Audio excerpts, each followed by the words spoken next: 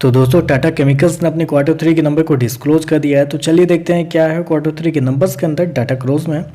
तो देखिए पिछले क्वार्टर में कंपनी 3,999 करोड़ के आसपास के रेवेन्यू जनरेट की थी ऑपरेशन के थ्रू। पिछले साल देखें तो 3,730 करोड़ के आसपास, जबकि अभी देखें तो हल्की सी गिरावट के साथ 3,590 करोड़ जो रेवेन्यू है वो आपको जाता हुआ देखने को मिल रहा है। तो साल दर साल देखें तो साल दर साल कंपनी के रेवेन्यू के अंदर लगभग बोल सकते हैं 4% के आसपास की गिरावट आपको देखने को मिले। वहीं अगर क्वार्टरली बेस पे जाते हैं तो क्वार्टरली बेस पे लगभग 10% के आसपास की गिरावट है। तो कंपनी का रेवेन्यू देखें तो आपको साल दर साल क्वार्टर गिरता हुआ देखने को मिल रहा है।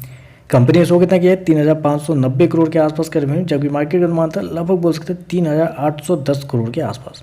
तो यहाँ पे देखें तो मार्केट के अनुमान से कंपनी का रेवेन्यू कम आपको देखने को मिल रहा है, जबकि ये थोड़ा सा सरप्राइज है क्योंकि अभी तक जितने भी केमिकल स्टॉक के नंबर आपको आते हुए देखने को मिले तो वैसे में कंपनी के रेवेन्यू आपको बढ़ते हुए देखने को मिले हैं।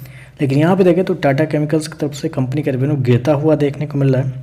खर्चे की बात करते हैं, पिछले क्वार्टर में 3,803 करोड़ खर्च किए थे, पिछले साल 3,566 करोड़, जबकि अभी देखें तो कंपनी खर्चे 3,584 करोड़ आपको देखने को मिल रहा है। तो खर्चे देखें तो खर्चे भी आपको ज़्यादा देखने को मिले क्योंकि साल दर साल क्या बताया मैंने कि रेवेन्यू आपको गिरता हुआ देखने को मिला, तो कंपनी के खर्चे भी कम होने चाहिए थे। लेकिन यहाँ पे खर्चे आपको पिछले साल जितना ही आपको देखने को मिला है, तो खर्चे थोड़े से ज़्यादा इस क्वार्टर में हो गए कंपनी की तरफ से।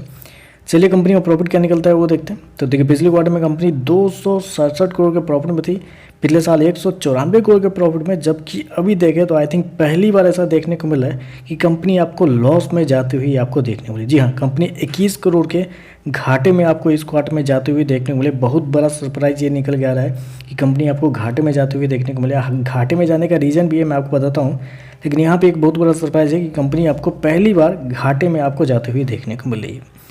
कंपनी के घाटे में जाने का रीजन आप कह सकते हैं कंपनी का एक्सेप्शनल आइटम को भी जाता है, क्योंकि इस क्वार्टर में कंपनी को 70 करोड़ के आसपास का नुकसान हुआ है एक्सेप्शनल आइटम में, जिसकी वजह से आप कह सकते हैं कंपनी घाटे में जाते हुए देखने को मिले। अदरवाइज कंपनी के प्रॉफिट कम होते लेकिन कंपनी घाटे में जाते हुए देखने को नहीं मिलते। हालांकि कंपनी ने लॉस दिखाया 21 करोड़ के आसपास का, जबकि मार्केट का अनुमान था लगभग 190 करोड़ के आसपास के प्रॉफिट का। तो यहाँ पे देखें तो बहुत बड़ा डिफरेंस आपको देखने को मिल रहा है। ईपीएस की बात करते हैं तो देखिए पिछले क्वार्टर में कंपनी का ईपीएस 7 रुपये 61 पैसे के आसपास था, पिछले साल 6 रुपये 20 पैसे, जबकि अभी देखें तो माइनस का 2 रुपये आपको देखने को मिला। तो नंबर देखें तो नंबर आप बहुत कमजोर आप कर सकते हैं। पहले तो आप ये कहेंगे कि रेवेन्यू प्रॉफिट दोनों देखें तो जितना मार्केट का अनुमान था तो उससे कमजोरी आपको देखने को मिल रहा है। और दूसरा ये है कि कंपनी का रेवेन्यू आपको गिरता हुआ देखने को मिला है, जबकि केमिकल सेक्टर के नंबर आ रहे हैं, अच्छे आ रहे हैं फिर भी।